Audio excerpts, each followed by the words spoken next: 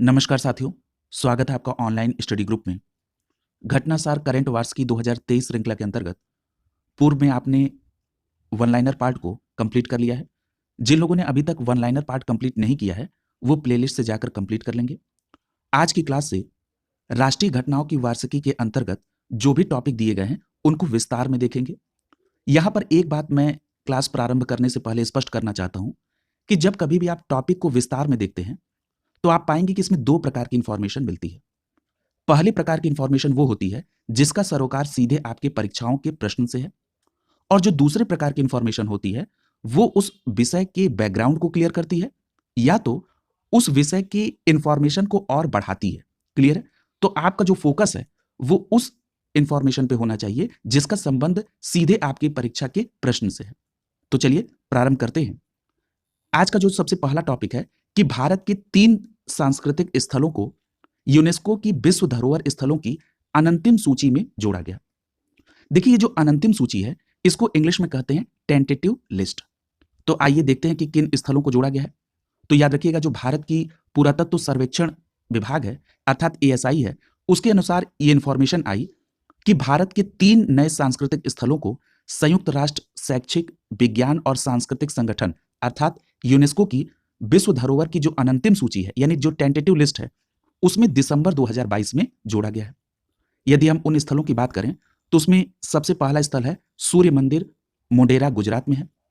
जो दूसरा स्थल है वो है वडनगर जो कि गुजरात राज्य में है, और तीसरा स्थल है उनाकोटी जो कि त्रिपुरा राज्य में है।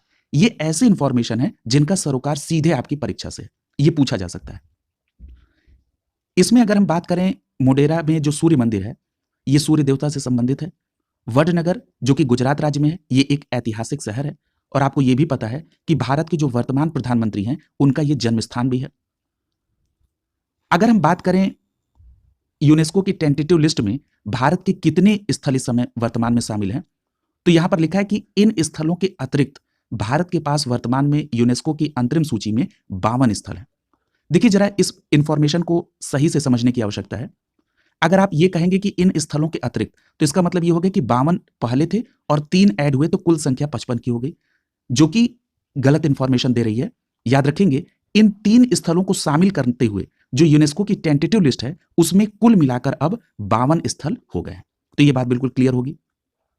याद रखिएगा, अगर हम वर्ष 2022 की बात कर लें तो अब तक 6 ऐसे भारतीय साइट हैं जिनको अस्थायी सूची अर्थात यूनेस्को की टेंटेटिव लिस्ट में शामिल किया गया, यानी 2022 में कुल 6 भारतीय साइट को शामिल किया गया।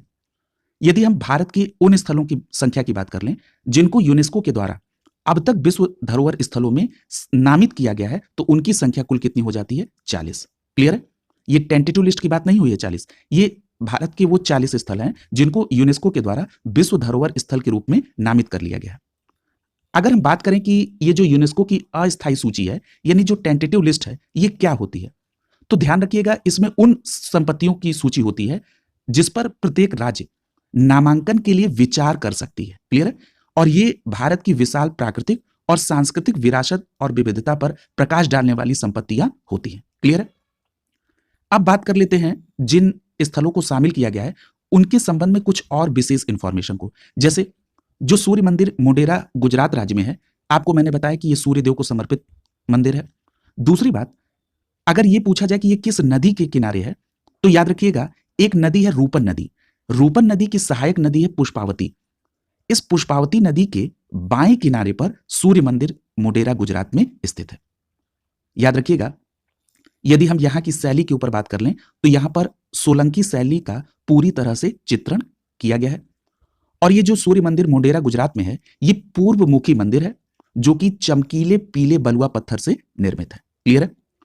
अगर हम वडनगर की बात कर लें तो याद रखिएगा वडनगर गुजरात राज्य के मेहसाणा जिले में एक नगरपालिका है। ये एक ऐतिहासिक शहर भी है, और अभी आपने देखा कि वडनगर में ही प्रधानमंत्री नरेंद्र मोदी का ये जन्म स्थान भी है। क्लियर? तो इतनी बातें आप यहां पर याद रखेंगे, और ये लगभग 8वीं शताब्दी बीसी से जुड़ा हुआ है। क्लियर? अगला देखिए, अगला स्थल कौन सा है? उनाकोटी। याद रखिएगा, ये जो उनाकोटी है ये त्रिपुरा राज्य में है, और उनाकोटी को Angkor Wat of the north east कहा जाता है। ठीक है? अब ये प्रश्न उठता है कि ये जो अंगकोर वाट है ये कहां पर है, तो याद रखिएगा, ये जो अंगकोर वाट है ये कंबोडिया में है, क्लियर है, और ये विष्णु जी का मंदिर है। तो इसीलिए इतना प्रसिद्ध है उनाकोटी, इसलिए इसको कहा गया कि Angkor Wat of the north east, clear है। और किस राज्य में? त्रिपुरा राज्य में। और ये जो उनाकोटी है ये शैव उपासना से जुड़ा हुआ स्थल है। और जो अंगकोर वाट कहां पर है? कंबोडिया में, और विष्णु जी से संबंधित बहुत प्राचीन मंदिर है, क्लियर। तो इतनी इंफॉर्मेशन इस टॉपिक के संदर्भ में आपको याद करनी थी। अगला है साइंस एंड इंजीनियरिंग इंडिकेटर्स 2022। याद रखिएगा, दिसंबर 2022 में अमेरिका के नेशनल साइंस फाउंडेशन के द्वारा साइंस एंड इंजीनियरिंग इंडिकेटर्स 2022 की रिपोर्ट आई, और इस रिपोर्ट के अनुसार भारत वैज्ञानिक प्रकाशन की वैश्विक रैंकिंग में 2010 में 7वें स्थान पर था और 2020 में ये तीसरे स्थान पर पहुंच गया है, क्लियर है। यहां पर आपको दो बातें ध्यान में रखनी है। सबसे प्रमुख बात कि जो साइंस एंड इंजीनियरिंग इंडिकेटर्स 2022 की रिपोर्ट है ये किसके द्वारा जारी की गई? तो नेशनल साइंस फाउंडेशन के द्वारा, जो कि अमेरिका का फाउंडेशन है, और 2020 में इसमें भारत को तीसरा स्थान मिला है।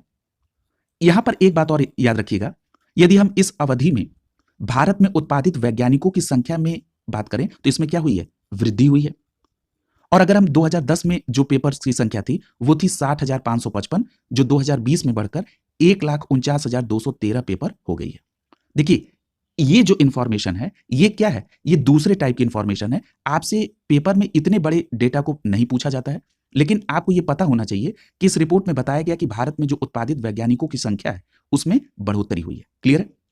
अब यहां पर एक बात और आपको ध्यान में रखना होगा कि भारत में यदि पूछा जाए कि वर्तमान समय में विज्ञान और इंजीनियरिंग में पीएचडी अर्थात डॉक्टर ऑफ फिलॉसफी की संख्या में दुनिया में कौन सा स्थान है? तो आपका जवाब होगा तीसरा स्थान है, क्लियर है। याद रखिएगा, 2022-23 की तुलना में विज्ञान और प्रौद्योगिकी विभाग ने 2023-24 के अगले केंद्रीय बजट में जो वित्त पोषण है उसमें 20% की वृद्धि करने की वो तैयारी में, क्लियर है। अगला टॉपिक है गुजरात और हिमाचल प्रदेश में विधानसभा चुनाव के बाद नई सरकार का गठन हुआ। याद रखिएगा, आप सभी को पता है कि गुजरात और हिमाचल प्रदेश की विधानसभा के साथ साथ 6 विधानसभाओं और 1 लोकसभा में उपचुनाव भी हुए। याद रखिएगा, ये जो गुजरात और हिमाचल प्रदेश में विधानसभा का चुनाव हुआ, यहां आपसे एक सीधा प्रश्न पूछा जाता है कि हिमाचल प्रदेश में विधानसभा की सीटें कितनी हैं? तो आपका जवाब होगा 68। और गुजरात राज्य में विधानसभा की सीटें कितनी हैं? तो आपका जवाब होगा 182। ये संख्या बिल्कुल आपको याद होनी चाहिए। याद रखिएगा, जो भारतीय जनता पार्टी है उसने गुजरात राज्य में 7वीं बार बहुमत की सरकार बनाई है। यदि हम इसकी सीटों की संख्या की बात कर लें तो गुजरात राज्य की कुल 182 सीटों में भाजपा ने 156 सीटें जीती हैं, कांग्रेस ने 17 और आम आदमी पार्टी ने 5 सीटें जीती हैं। याद रखिएगा, यदि हम हिमाचल प्रदेश की बात कर लें तो आप सभी को पता है कि हिमाचल प्रदेश की एक पुरानी परंपरा है कि वो प्रत्येक 5 वर्ष पर सरकार वहां पर बदलती है। यदि हम हिमाचल प्रदेश की कुल संख्या की बात करें तो वहां पर 68 विधानसभा है, जिसमें कांग्रेस ने 40 सीटें जीती, भाजपा ने 25 सीटें जीती और आम आदमी पार्टी वहां पर सीट हासिल करने में सफल नहीं रही। इसके अतिरिक्त एक फैक्ट और आपको ध्यान में रखना है कि जो कि एक ऐतिहासिक जीत हुई है गुजरात में बीजेपी की, उसके संदर्भ में आपसे यह फैक्ट पूछा जा सकता है कि इस बार जो 182 सीट में गुजरात में जो 156 सीट बीजेपी ने जीता, इसमें उन्होंने एक रिकॉर्ड तोड़ा है। किसका रिकॉर्ड तोड़ा है? माधव सिंह सोलंकी का।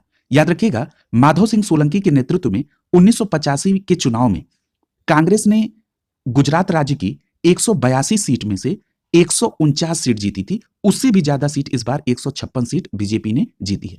तो यहां से भी कंपेयर करके प्रश्न पूछा जा सकता है। और याद रखिएगा, जो 2002 के चुनाव में नरेंद्र मोदी जिस समय मुख्यमंत्री के फेस थे गुजरात राज्य में, उस समय बीजेपी ने 127 सीट जीती थी। इस बार वो भी रिकॉर्ड टूटा है और इस बार 156 सीट वहां पर जीती है। यदि हम मत प्रतिशत की बात करें तो 52.5% वोट वहां पर बीजेपी ने हासिल किया। अगला इंफॉर्मेशन गुजरात राज्य के मुख्यमंत्री से है। वहां पर भूपेंद्र पटेल दूसरी बार मुख्यमंत्री के तौर पर उन्होंने शपथ ली और यह शपथ 12 दिसंबर 2022 को ली गई। इतनी बात बस आपको वहां पर ध्यान रखना है। 16 विधायकों ने मंत्री पद की शपथ ली उनके साथ। ये कोई बहुत बड़ी इंफॉर्मेशन नहीं है। याद रखिएगा, भाजपा ने लगातार 7वीं बार गुजरात राज्य में सरकार बनाई है। यदि हम जो गुजरात राज्य के मुख्यमंत्री भूपेंद्र पटेल हैं, इनकी विधानसभा की बात कर लें तो ये गुजरात राज्य की जो घाटलोडिया विधानसभा है वहां से ये भूपेंद्र पटेल चुनकर आए हैं और इन्होंने इस बार रिकॉर्ड जीत हासिल की है। 1,92,000 वोटों से इन्होंने घाटलोदिया विधानसभा सीट को जीत लिया है। यदि हम हिमाचल प्रदेश के मुख्यमंत्री सुखविंदर सिंह सुक्खू की बात कर लें तो वो वहां पर इस बार नए मुख्यमंत्री बने हैं। याद रखिएगा, सुखविंदर सिंह सुक्खू ने हिमाचल प्रदेश के 15वें मुख्यमंत्री के रूप में 11 दिसंबर 2022 को शपथ ली और इनको शपथ किसने दिलाई? हिमाचल प्रदेश के राज्यपाल राजेंद्र विश्वनाथ आर्लेकर ने इनको शपथ दिलाई है। अगली बात, यह भी प्रश्न पूछा जा सकता है कि हिमाचल प्रदेश में उप मुख्यमंत्री किसको चुना गया है? तो याद रखिएगा, उप मुख्यमंत्री के तौर पर मुकेश अग्निहोत्री ने वहां पर शपथ ली। क्लियर है? इतनी बात आपको वहां पर याद रखनी होगी। अगला देखिए, अगला टॉपिक है असमिया संस्कृति की पहचान गमोचा की जीआई टैग। याद रखिएगा, जो असमिया संस्कृति की पहचान है इसको गमोचा या गमोशा के नाम से भी प्रोनाउंसिएशन किया जाता है। याद रखिएगा, ये असमिया संस्कृति की पहचान है गमोशा या गमोचा। इसके लिए 2017 में ही आवेदन किया गया था। 5 साल बाद केंद्र सरकार ने इसे जीआई टैग प्रदान किया है। जीआई टैग का फुल फॉर्म क्या होता है? Geographical indication. क्लियर है? तो याद रखेंगे, ये जो गमोसा या गमोचा का संबंध है ये किस राज्य से है? असम राज्य से। इसको जीआई टैग मिला है। इसके अतिरिक्त आपको ध्यान में ये रखना है कि ये जो असमिया गमोचा या गमोसा है ये एक हाथ से बुना हुआ आयताकार सूती कपड़ा होता है और इस आयताकार सूती कपड़े पर लाल बॉर्डर का डिजाइन होता है। जैसे आपने देखा होगा कि उत्तर प्रदेश की अगर हम बात करें तो जो पूर्वी उत्तर प्रदेश है, जो पूर्वांचल के नाम से प्रसिद्ध है, या आप बिहार राज्य की बात करेंगे तो यहां पर गमछा होता है। लेकिन असम के गमोशा और यहां के गमछा में यह अंतर है कि वहां के जो गमोशा है उसमें लाल बॉर्डर से डिजाइन की गई रहती है। क्लियर है? यदि हम इस गमोसा या गमोचा के शाब्दिक अर्थ की बात कर लें तो गा का अर्थ होता है शरीर और मोसा का अर्थ होता है पोंछना। ठीक है? यानी ये एक प्रकार का तौलिया है। लेकिन एक बात याद रखिएगा, जो असमिया लोग हैं ये अपनी परंपरा के अनुसार इसे अपने से बड़ों या जो मेहमान आते हैं उनके सम्मान और आदर में उनको ये पेश करते हैं गमोचा या गमोसा को। क्लियर है? तो याद रखिएगा, ये एक प्रीमियर सामग्री से भी बना होता है। जैसे अगर हम पारंपरिक असमिया पाट रेशम की बात करें तो उससे भी इसको बनाया जाता है।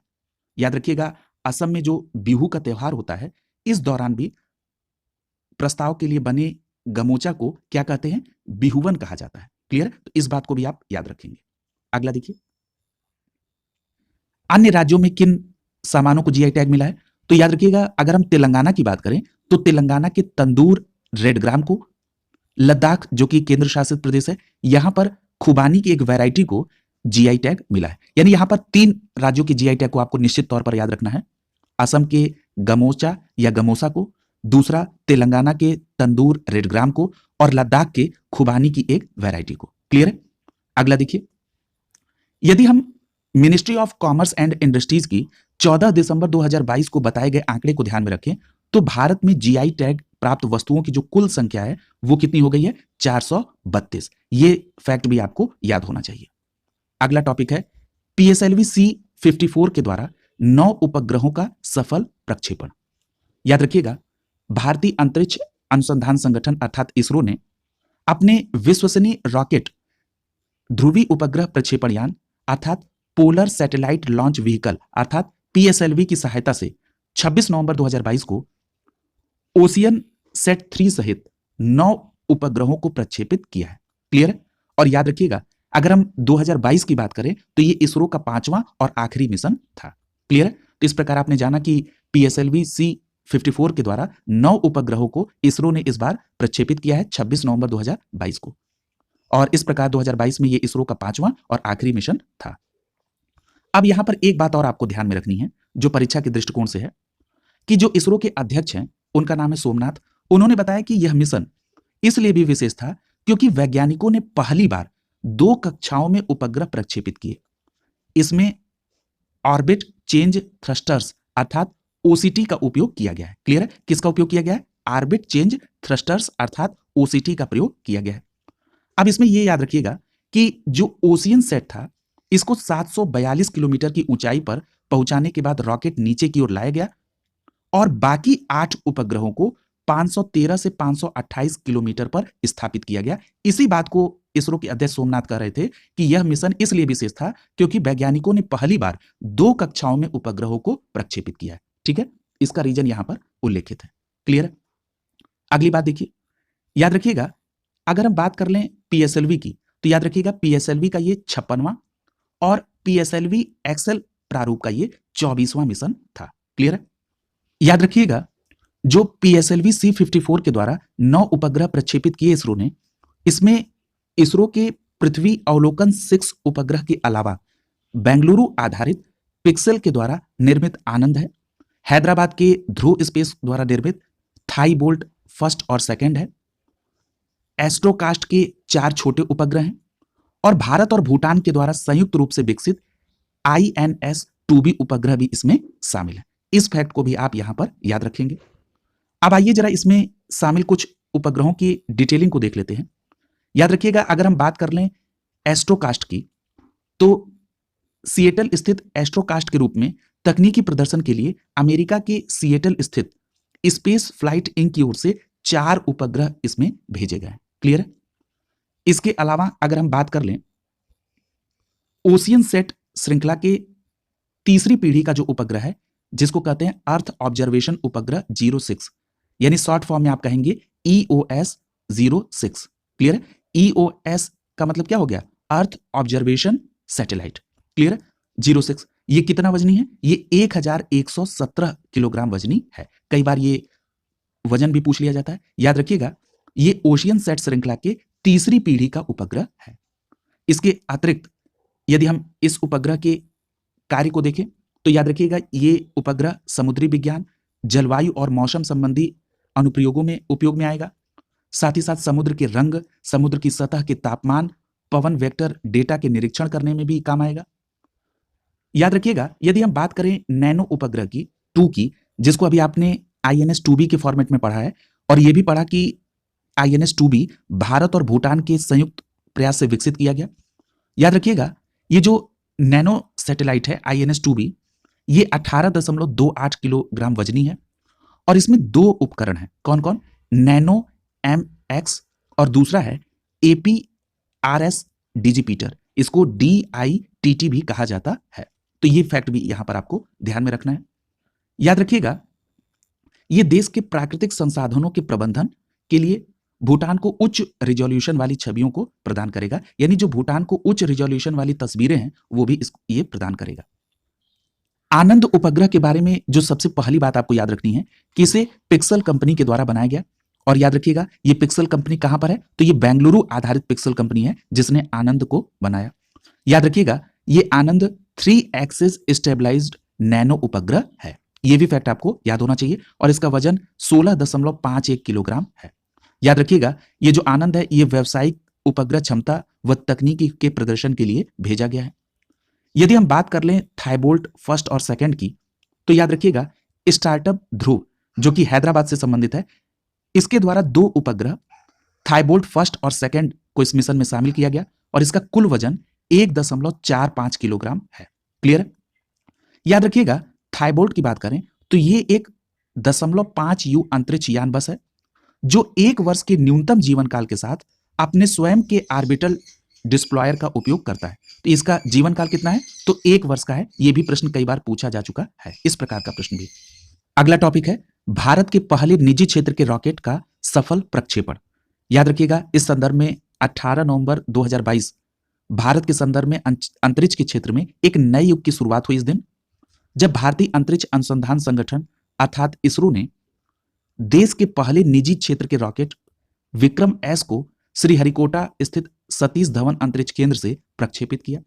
तो यहां पर 2 बातें याद रखना है कि भारत का पहला निजी रॉकेट का नाम क्या है? तो विक्रम एस है और इसे इसरो ने श्रीहरिकोटा स्थित सतीश धवन अंतरिक्ष केंद्र से प्रक्षेपित किया। एक इंफॉर्मेशन और महत्वपूर्ण है कि इस मिशन का नाम क्या रखा गया। तो याद रखिएगा, इस मिशन का नाम प्रारंभ रखा गया और इसमें 2 घरेलू और 1 विदेशी उपभोक्ताओं के 3 पेलोड ले जाए गए हैं। यहां पर एक बात और ध्यान में रखिएगा कि यदि हम बात करें विक्रम एस की, तो याद रखिएगा, ये जो विक्रम एस रॉकेट है, ये 4 साल पुराने स्टार्टअप जिसका नाम है स्काई रूट एयरोस्पेस, जो कि हैदराबाद से संबंधित है, इसके द्वारा इसे बनाया गया। यानी जो देश का पहला निजी क्षेत्र का रॉकेट है उसका नाम है Vikram S. Vikram S rocket को स्टार्टअप स्काई रूट एरोस्पेस के द्वारा बनाया गया, जो कि हैदराबाद से संबंधित संस्था है। और ये जो रॉकेट है ये आवाज की गति से 5 गुना ज्यादा स्पीड से अंतरिक्ष की ओर उड़ान भरा है। क्लियर है? याद रखिएगा, देश के अंतरिक्ष कार्यक्रम के जो जनक हैं विक्रम साराभाई, उनको श्रद्धांजलि देते हुए इस रॉकेट का नाम विक्रम एस रखा गया। क्लियर है? याद रखिएगा, जो भारतीय राष्ट्रीय अंतरिक्ष संवर्धन और प्राधिकरण केंद्र है, जिसको शॉर्ट फॉर्म में इन स्पेस कहते हैं, इसके अध्यक्ष पवन गोयनका ने बताया कि यह मिशन सफलतापूर्वक प्रक्षेपित हो चुका है और 55 वर्ष पूर्व देश के पहले रॉकेट रोहिणी का और आज पहले निजी रॉकेट विक्रम एस का प्रक्षेपण हुआ है। क्लियर है? तो इस प्रकार से उन्होंने दोनों रॉकेट को तुलनात्मक रूप में इसकी इंफॉर्मेशन को शेयर किया है। अगली बात यहां पर जो आपको याद रखनी है कि ये जो विक्रम एस है, जिसमें बताया मैंने कि 2 घरेलू और 1 विदेशी ग्राहक के 3 उपग्रह गए हैं, इसमें चेन्नई के स्टार्टअप स्पेस किड्स का, आंध्र प्रदेश की स्टार्टअप एन स्पेस टेक का और आर्मेनियाई स्टार्टअप बाजू मक्यू स्पेस रिसर्च लैब के छोटे उपग्रह गए हैं। यानी भारत के 2 घरेलू उपग्रह जो कि चेन्नई स्टार्टअप के स्पेस किड्स का और आंध्र प्रदेश के स्टार्टअप एन स्पेस टेक का, और जो एक विदेशी उपग्रह गया है वो कहां का, आर्मेनियाई स्टार्टअप बाजू मक्यू स्पेस रिसर्च लैब का उपग्रह है। क्लियर है? याद रखेंगे इस बात को। यदि हम बात कर लें स्पेस किड्स के सैटेलाइट की, अभी आपने पढ़ा कि ये चेन्नई स्टार्टअप स्पेस किड्स के द्वारा सैटेलाइट भेजा गया है। ये सैटेलाइट 2.5 किलोग्राम वजनी है, यानी 2.5 किलोग्राम का है। और इसकी प्रमुख विशेषता क्या है कि इसको भारत, अमेरिका, इंडोनेशिया, सिंगापुर और सेशल्स के बच्चों की मदद ली गई है बनाने में। और ये जो बच्चे जिन्होंने इस सैटेलाइट को बनाया है, इन्होंने ये काम वैज्ञानिकों के मार्गदर्शन में किया। यदि हम स्पेस किड्स के सैटेलाइट के नाम की बात कर लें तो इसका नाम है फनसैट और इसमें 80 से ज्यादा पार्ट्स हैं। यदि हम विक्रम एस की बात कर लें तो इसमें कुल 83 किलोग्राम के 3 पेलोड्स को 81 किलोमीटर की ऊंचाई की कम दूरी वाली ऑर्बिट में ले जाया गया है। याद रखिएगा, ये स्वदेशी रॉकेट विक्रम एस कलाम 80 प्रणोदन प्रणाली से संचालित है। क्लियर है?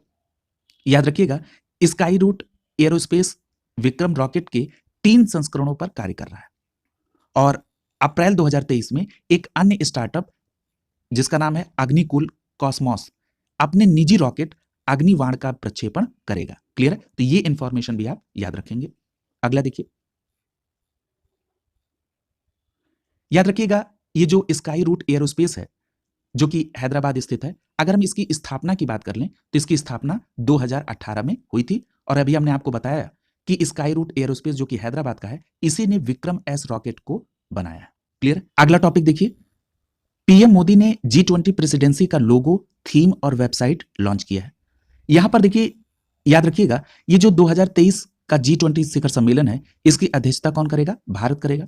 और जो G20 2023 की थीम है, ये वसुधैव कुटुंबकम पर आधारित है। देखिए, इसमें जो सबसे पहली इंफॉर्मेशन जो आपको याद रखनी है कि भारत ने 1 दिसंबर 2022 को G20 की अध्यक्षता इंडोनेशिया से ग्रहण की और इस वैश्विक संगठन की अध्यक्षता भारत 1 दिसंबर 2022 से लेकर 30 नवंबर 2023 तक करेगा। याद रखिएगा, G20 प्रेसिडेंसी के दौरान भारत देश भर में कई स्थानों पर 32 विभिन्न क्षेत्रों में लगभग 200 बैठकों की अध्यक्षता करेगा और ड्यूरेशन कब से कब तक होगा इसकी अध्यक्षता का? 1 दिसंबर 2022 से 30 नवंबर 2023 तक। यदि हम G20 के लोगो की बात कर लें तो G20 का लोगो भारत के नेशनल फ्लैग से प्रेरित है। अब ये भारत के नेशनल फ्लैग से कैसे प्रेरित है? क्योंकि जो इसमें रंग शामिल किए गए हैं वो है केसरिया, सफेद और हरा, जो कि भारत के नेशनल फ्लैग में भी है। क्लियर है? तो याद रखेंगे, ये लोगो भारत के नेशनल फ्लैग से प्रेरित है क्योंकि इसमें केसरिया, सफेद और हरा रंग शामिल है। इस लोगो में भारत के नेशनल फ्लावर कमल को अर्थ प्लैनेट के साथ दर्शाया गया है, जो चुनौतियों के बीच विकास को प्रदर्शित करता है। बहुत इंपॉर्टेंट फैक्ट है ये, याद रखेंगे। याद रखिएगा, जो G20 का लोगो है उसके नीचे देवनागरी लिपि में भारत लिखा गया है, जो पृथ्वी पर जीवन के प्रति भारत के ग्रह समर्थक दृष्टिकोण को दर्शाता है। याद रखिएगा, लोगो में कमल की 7 पंखुड़ियों का भी अलग महत्व है। क्या? ये 7 पंखुड़ियां 7 महाद्वीपों का प्रतिनिधित्व प्रदर्शित करती हैं। साथ ही साथ यह संगीत के 7 सुरों की संख्या को भी प्रदर्शित करती हैं। याद रखेंगे। यदि हम बात कर लें G20 शिखर सम्मेलन 2023 की थीम की, तो मैंने अभी आपको ऊपर बताया था कि ये वसुधैव कुटुंबकम पर आधारित है। इस बार की थीम है one earth, one family, one future. याद रखिएगा, ये महाउपनिषद के प्राचीन संस्कृत पाठ से लिया गया है। अगला देखिए, जो भारत 2023 की G20 की अध्यक्षता करेगा, जिसकी थीम रखी गई है वसुधैव कुटुंबकम पर आधारित वन अर्थ, वन फैमिली और वन फ्यूचर। ये थीम मुख्य रूप से जीवन के मूल्यों को दर्शाती है, जिसमें मानव, पशु, पौधे और सूक्ष्म जीव शामिल हैं। साथ ही यह थीम पृथ्वी और ब्रह्मांड में उनके परस्पर संबंधों को भी दर्शाती है। यदि हम G20 की वेबसाइट की बात कर लें, तो याद रखिएगा, G20 प्रेसिडेंसी की वेबसाइट इस बार होगी www.g20.in। याद रखिएगा, ये जो इन है, ये डोमेन नेम कंट्री के नेम को प्रदर्शित करता है। .in से इंडिया से संबंधित है। इसी प्रकार आप देखेंगे चाइना के लिए .cn है, फ्रांस के लिए .fr है, श्रीलंका के लिए .lk है। इसी प्रकार से इंडिया के लिए जो डोमेन कंट्री नेम है वो है .in। तो इस बार जो G20 प्रेसिडेंसी की वेबसाइट का नाम है वो क्या है? www.g20.in, जिसको प्रधानमंत्री ने लॉन्च किया। G20 इंडिया वेबसाइट के अलावा एंड्रॉयड और iOS दोनों प्लेटफॉर्म पर एक मोबाइल ऐप भी जारी किया गया है, जिसका नाम क्या है? G20 India. याद रखेंगे, यहां से प्रश्न बनने की पूरी संभावना है। अगला टॉपिक देखिए, भारत जर्मनी के बीच व्यापक प्रवासन और गतिशीलता साझेदारी समझौता। याद रखिएगा, 5 दिसंबर 2022 को भारत के विदेश मंत्री जयशंकर प्रसाद ने नई दिल्ली में जर्मनी के विदेश मंत्री एनालेना वेयरवॉक से मुलाकात की। देखिए, यहां पर एक सीधा प्रश्न भी पूछ दिया जाता है कि दिसंबर 2022 में किस देश के विदेश मंत्री एनालेना वेयरवॉक भारत यात्रा पर थे? तो याद रखिएगा, जर्मनी के विदेश मंत्री। इस फैक्ट को सीधे भी पूछा जा सकता है, नाम आप याद रखेंगे। याद रखिएगा, जर्मनी के विदेश मंत्री भारत यात्रा पर ऐसे समय हैं जब G7 समूह और यूरोपीय संघ के देशों के द्वारा रूस पर $60 प्रति बैरल का ऑयल प्राइस कैप लगाया जा रहा है।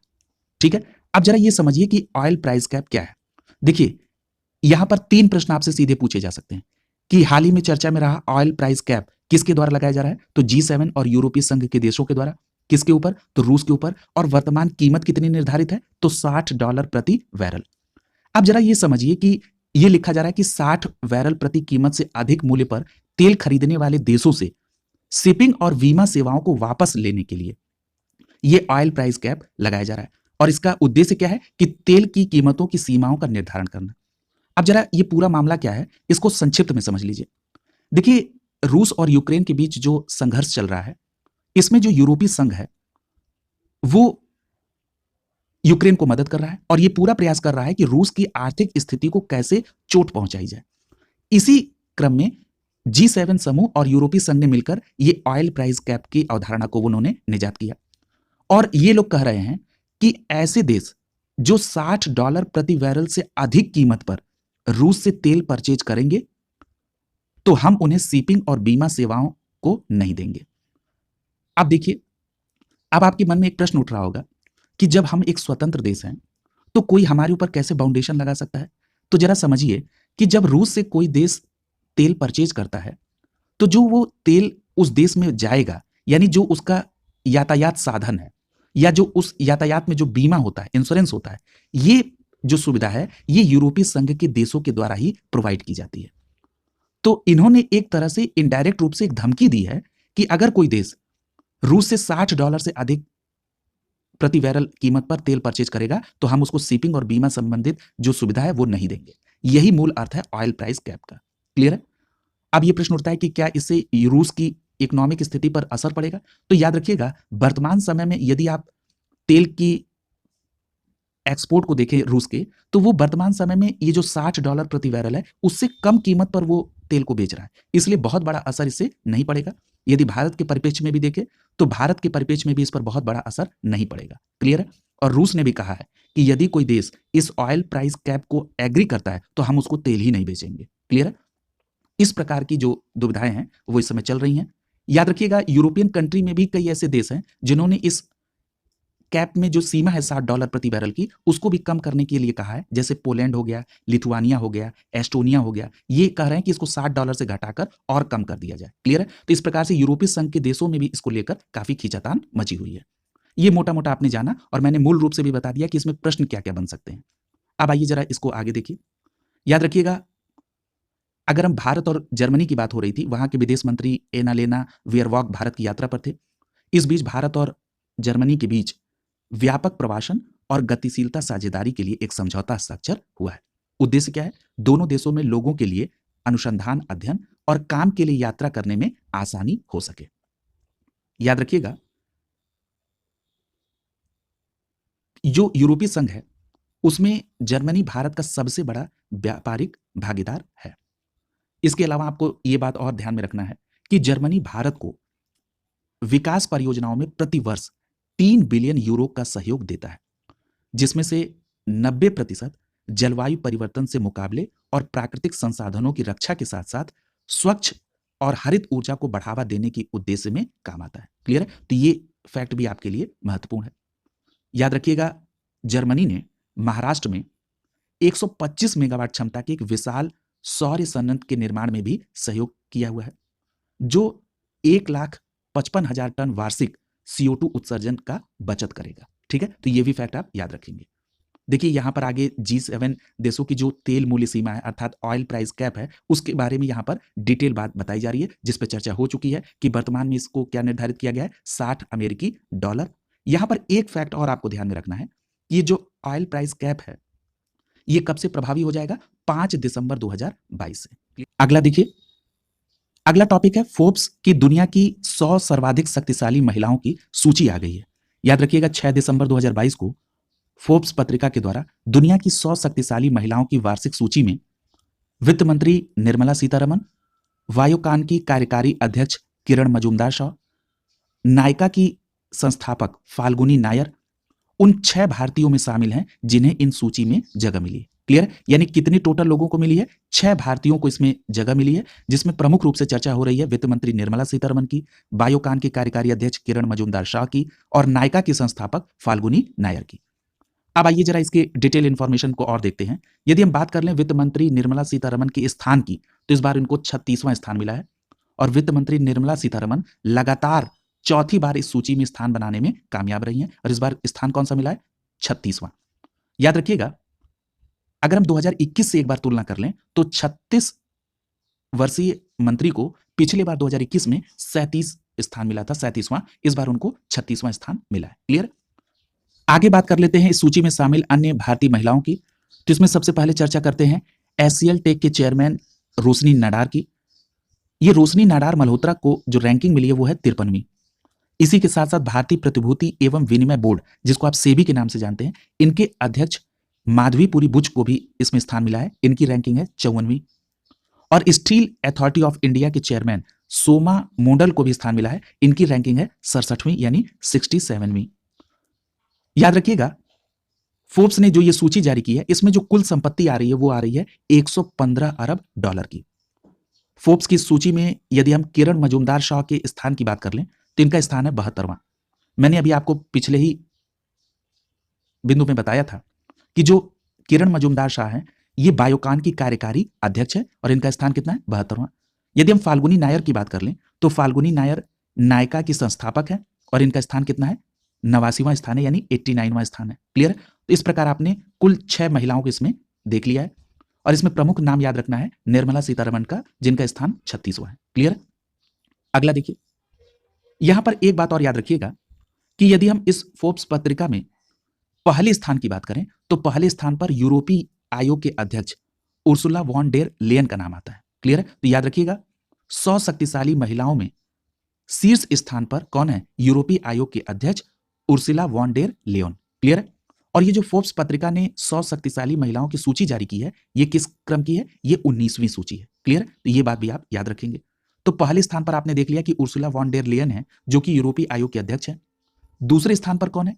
तो दूसरे स्थान पर यूरोपीय सेंट्रल बैंक के अध्यक्ष क्रिस्टीन लेगार्ड है और तीसरे स्थान पर अमेरिका की उपराष्ट्रपति कमला हैरिस हैं। ठीक है? तो इन तीनों नाम को याद रखेंगे। यूरोपीय आयोग के अध्यक्ष उर्सुला वॉन डेर लेयन पहले स्थान पर, दूसरे स्थान पर यूरोपीय सेंट्रल बैंक के अध्यक्ष क्रिस्टीन लेगार्ड हैं, तीसरे स्थान पर अमेरिका के उपराष्ट्रपति कमला हैरिस हैं। याद रखिएगा, फोर्ब्स द्वारा जारी 100 शक्तिशाली महिलाओं की सूची में ईरान के जीना महसा अमीनी ने मरणोपरांत इसमें अपनी जगह को बनाया है। ये बहुत इंपॉर्टेंट फैक्ट है, याद रखिएगा, इनकी मृत्यु सितंबर माह में हुई और इनकी मृत्यु ने इस्लामिक राष्ट्रों में अपने अधिकारों के लिए अभूतपूर्व महिला नेतृत्व क्रांति को जन्म दिया। क्लियर है? तो याद रखेंगे, ईरान के जीना महसा अमीनी को फोर्ब्स पत्रिका में मरणोपरांत स्थान मिला है। अगला टॉपिक है global partnership on artificial intelligence की अध्यक्षता भारत को। याद रखिएगा, 21 नवंबर 2022 को global partnership on artificial intelligence, जिसको शॉर्ट फॉर्म में GPAI कहा जाता है, इसकी अध्यक्षता भारत को मिली है और भारत ने इसकी अध्यक्षता फ्रांस से प्राप्त की है, जो वर्तमान में इस पहल का अध्यक्ष है। क्लियर है? ये फैक्ट भी बहुत इंपॉर्टेंट है। याद रखिएगा, ये जो GPAI है अर्थात global partnership on artificial intelligence, ये आर्टिफिशियल इंटेलिजेंस के उपयोग का समर्थन करने के लिए बनाया गया है और भारत को 2022-23 सत्र के लिए इसकी अध्यक्षता की मेजबानी मिली है। क्लियर है? अगला देखिए, याद रखिएगा, भारत में इलेक्ट्रॉनिक्स और सूचना प्रौद्योगिकी राज्य मंत्री हैं, उनका नाम है राजीव चंद्रशेखर। उन्होंने टोक्यो में 21 नवंबर 2022 को आयोजित GPAI की बैठक में इसकी औपचारिकता को पूरा किया और इस समूह की अध्यक्षता प्राप्त की। याद रखिएगा, 2022-23 में जिस सत्र की अध्यक्षता की मेजबानी भारत को मिली है, इसमें संचालन समिति के लिए 5 सीटें होंगी। वो जापान, फ्रांस, भारत, कनाडा, संयुक्त राज्य अमेरिका के पास होंगी। क्लियर है? तो ये भी फैक्टर याद रखेंगे आप। यहां पर एक बात और आप याद रखेंगे कि इसकी स्थापना कब हुई। तो याद रखिएगा, GPAI की स्थापना 15 जून 2020 को हुई थी और इस पहल के 25 देश जो हैं वो सदस्य थे। उन देशों के यहां पर नाम लिखे हुए हैं। याद रखिएगा, उसमें भारत का नाम आपको याद रखना है कि भारत भी इसका संस्थापक सदस्य है। यह प्रश्न भी आपसे पूछा जा सकता है। याद रखिएगा, यूनेस्को ने दिसंबर 2020 में इसके पर्यवेक्षक सदस्य के रूप में इसमें साझेदारी की थी। अगला देखिए, यहां पर एक बात और याद रखिएगा कि भारत आर्टिफिशियल इंटेलिजेंस की मदद से वर्ष 1935 तक भारतीय अर्थव्यवस्था में 967 अर्थात 967 बिलियन अमेरिकी डॉलर जोड़ने का लक्ष्य उसने रखा है। किसकी मदद से? आर्टिफिशियल इंटेलिजेंस की मदद से। कब तक? 2035 तक। और कितना बिलियन अमेरिकी डॉलर जोड़ेगा? 967। इतनी बात आप इस टॉपिक के अंतर्गत याद रखेंगे। अगला देखिए, भारत के 2 अन्य समुद्री तटों को ब्लू फ्लैग प्रमाणन मिला है। अब याद रखिएगा, समुद्री तटों को पर्यावरण की दृष्टि से स्वच्छ और सुरक्षित बनाने के भारत के प्रयासों को एक और सफलता अक्टूबर 2022 में मिली, जब भारत के 2 और समुद्री तटों को डेनमार्क स्थित फाउंडेशन फॉर एनवायरमेंटल एजुकेशन अर्थात FEE ने ब्लू फ्लैग बीच के रूप में प्रमाण पत्र दिया। अब देखिए, ये जो भारत के 2 समुद्री तट को ब्लू फ्लैग प्रमाणन प्राप्त हुआ है, ये किसके द्वारा प्राप्त हुआ है? तो याद रखिएगा, फाउंडेशन फॉर एनवायरमेंटल एजुकेशन के द्वारा अर्थात FEE के द्वारा। और ये जो फाउंडेशन फॉर एनवायरमेंटल एजुकेशन है, ये कहां पर स्थित है? तो याद रखिएगा, ये डेनमार्क में है। क्लियर? तो ये बहुत इंपॉर्टेंट फैक्ट है। यदि हम बात कर लें उन भारतीय समुद्री बीच की जिसको अक्टूबर 2022 में ब्लू फ्लैग बीच प्रमाण पत्र मिला है, तो इसमें एक है लक्षद्वीप स्थित मिनिकाय थुंडी बीच और दूसरा है कदमत बीच। याद रखिएगा, ये जो मिनिकाय थुंडी बीच है, ये लक्षद्वीप के सबसे मौलिक और सुरम्य समुद्र तटों में से एक है और जो कदमत समुद्री तट है वो क्रूज पर्यटकों में लोकप्रिय है, जो कि जल क्रीड़ा के लिए लोग द्वीप पर आते हैं। क्लियर है? तो ये भी प्रश्न पूछा जा सकता है कि जल क्रीड़ा के लिए यानी क्रूज पर्यटकों के लिए कौन सा समुद्री तट फेमस है? तो आपका जवाब होगा कदमत समुद्री तट, जिसे अब ब्लू फ्लैग बीच के तौर पर प्रमाण पत्र प्राप्त हो गया है। याद रखिएगा, यदि हम वर्तमान समय में भारत में इन 2 समुद्री तटों को मिलाकर ब्लू बीचेस की संख्या पर बात कर लें तो अब संख्या 12 हो गई है। इसमें 8 समुद्री तटों को अक्टूबर 2000 में शामिल किया गया था ब्लू बीचेस में और 2 अन्य तटों को सितंबर 2021 में ब्लू फ्लैग प्रमाणन मिला और अब जाकर अक्टूबर 2022 में फिर से 2 तटों को ब्लू फ्लैग बीच प्रमाण पत्र मिला और कुल संख्या कितनी बनती है? 12। अगला देखिए, यहां पर एक बात और याद रखिएगा कि सितंबर 2021 में जो ब्लू फ्लैग प्रमाण पत्र मिला था, चूंकि नजदीक के समय की बात है तो इनके नाम को भी याद रखिएगा। ये समुद्री तट थे तमिलनाडु स्थित कोवलम बीच और पुडुचेरी स्थित ईडन बीच। क्लियर है? यानी सितंबर 2021 में तमिलनाडु स्थित कोवलम बीच को, पुडुचेरी स्थित ईडन बीच को प्रमाण पत्र मिला था और अक्टूबर 2022 में मिनिकॉय थुंडी बीच को और कदमत बीच को ब्लू फ्लैग बीच का प्रमाण पत्र मिला है। क्लियर है? अब यहां पर एक बात और याद रखिएगा, ये जो ब्लू फ्लैग का प्रमाणन है, ये डेनमार्क के पर्यावरणमुखी गैर सरकारी संगठन फाउंडेशन फॉर एनवायरमेंट एजुकेशन अर्थात FEE के द्वारा दिया जाता है और उन तटों को दिया जाता है जो साफ सुथरे हैं और साथ ही साथ वहां पर सुरक्षित भी हैं। ठीक है, अब अगला देखिए, यहां पर एक बात और याद रखिएगा, ये 33 विभिन्न मानकों के आधार पर प्रदान किए जाते हैं। यहां पर आपने उन 4 नए बीचेस के नाम ऊपर पढ़ लिए हैं जिनको हाल ही में ब्लू फ्लैग बीच प्रमाण पत्र मिला था। एक को 2 ऐसे तट थे जिनको सितंबर 2021 में मिला था और 2 अभी हाल ही में अक्टूबर 2022 में प्राप्त नाम आपने देख लिए हैं। अब आपको उन 8 समुद्री तटों के नाम को देखना है जिनको अक्टूबर 2000 में ये ब्लू फ्लैग बीच प्रमाण पत्र मिला था। इसमें उड़ीसा का गोल्डन तट, गुजरात का शिवराजपुर, केरल का कप्पड़, आंध्र प्रदेश का ऋषिकोंडा, कर्नाटक का पादुविद्री और कासरकोड, अंडमान निकोबार का राधानगर, दमन और दीव का घोघला, ये शामिल हैं। इसके अलावा आपने सितंबर 2021 में प्रमाण पत्र प्राप्त कोवलम जो कि तमिलनाडु राज्य का है और ईडन जो कि पुडुचेरी का है, नाम देख लिया था। वर्तमान में लक्षद्वीप के मिनिकॉय थुंडी और कदमत तट का नाम अभी आपने देखा था जिनको अक्टूबर 2022 में यह प्रमाण पत्र मिला। इस प्रकार भारत में जो 12 समुद्री तट को ब्लू फ्लैग बीच प्रमाण पत्र मिला है उनके नाम को आपने यहां पर देखा है। मुख्य रूप से आपको लक्षद्वीप की मिनिकॉय थुंडी और कदमत तट के नाम को याद रखना है। अगला देखिए, पूछा जा रहा है कि अगला है टॉपिक, इसरो के सबसे भारी रॉकेट LVM-3M2 की पहली वाणिज्यिक उड़ान। याद रखिएगा, इसरो ने 23 अक्टूबर 2022 को देश में ही विकसित अत्याधुनिक व भारी रॉकेट LVM-3M2 यानी लॉन्च व्हीकल मार्क 3 जिसका पुराना नाम है GSLV M2, इसके द्वारा वन वेव कंपनी के 36 उपग्रहों को सफलतापूर्वक अंतरिक्ष की निचली कक्षा में स्थापित करने में सफलता पाई है। तो याद रखेंगे, आपको 2 बातें याद रखनी है। सबसे पहली बात कि 23 अक्टूबर 2022 को इसरो ने कितने उपग्रहों को लॉन्च किया, तो 36 उपग्रहों को। किस कंपनी के हैं ये, तो ये वन वेव कंपनी के 36 उपग्रह हैं। किसके द्वारा किया, तो ये रॉकेट का नाम क्या है, तो LVM-3M2 के द्वारा। क्लियर है, तो इतनी बातें आप यहां पर याद रखेंगे। और ये जो LVM की उड़ान है ये सतीश धवन अंतरिक्ष केंद्र श्रीहरिकोटा से संपन्न हुई है।